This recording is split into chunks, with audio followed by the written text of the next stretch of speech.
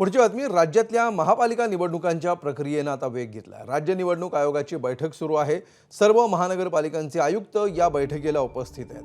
Online बैठक आहे। या बैठकीला सुरुवात झाली आहे। राज्यातील सर्व महापालिकांच्या निवडणुकांबाबत निवडणूक आयोग सध्या आढावा घेणार आहे।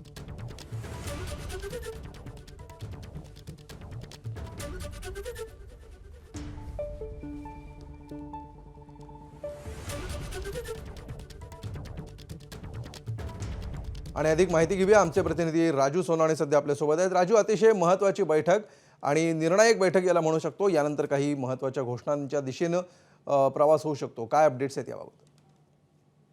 पाहतोय की नगर परिषद नगरपालिका निवडणुकानंतर जे आहे ते तात्काळ कुठेतरी महानगरपालिका निवडणुका घेण्याच्या हालचाली सुरू झालेल्या आहे आणि त्याच अनुषंगाने आज राज्य निवडणूक आयोगाने राज्यातील सर्व महानगरपालिका आयुक्तांची बैठक आता बोलवली आहे आणि या बैठकीला सुरुवात झालेली आहे। सगळे महापालिकेचे आयुक्त जे आहेत ते आपल्याला ऑनलाईन या बैठकीला उपस्थित असलेले पाहायला मिळतात। खरं तर 29 महापालिका आहे, त्यामध्ये 27 जुन्या आणि 2 नव्याने महानगरपालिकांचा समावेश झालेला आहे। या सगळ्या महापालिकेच्या आयुक्तांची बैठक आता सुरू झालेली आहे।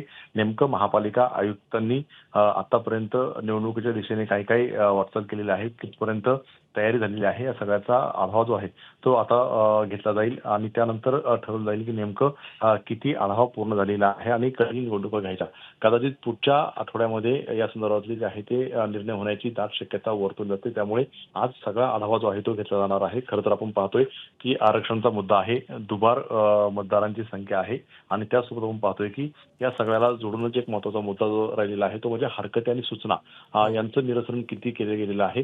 या सगळ्याचा आढावा जो आहे तो त्या बैठकीमध्ये होईल। साधारणतः 1.5 ते 2 तास ही बैठक चालण्याची शक्यता आहे आणि त्यानंतर नेमकी काय चर्चा झाली हे स्पष्ट होईल।